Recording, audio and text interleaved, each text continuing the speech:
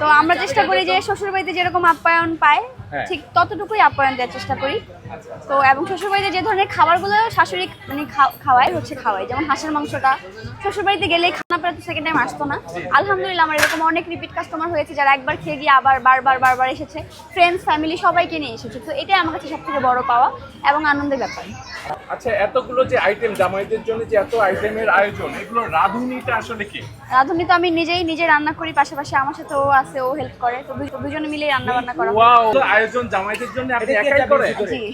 যাতে হচ্ছে আচ্ছা, স্পেশাল জামাইদের জন্য কি কোনো ছাড় আছে? যা অবশ্যই একটা ডিসকাউন্ট আছে। তাদের জন্য ডিসকাউন্ট বলতে তাদেরকে এক পিস করে আরো বাড়িয়ে দেওয়া হয়। আচ্ছা, জামাইদের আনাগোনা কেমন?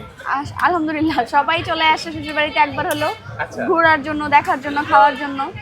তো আমরা চেষ্টা করি যে শ্বশুর বাড়িতে যেরকম আপ্যায়ন পায় হ্যাঁ। ঠিক ততটুকুই আপ্যায়ন দেওয়ার চেষ্টা করি। তো এবং শ্বশুর বাড়িতে যে ধরনের খাবারগুলো শাশুড়ি মানে খাওয়াই যেমন হাঁসের মাংসটা শ্বশুর বাড়িতে গেলেই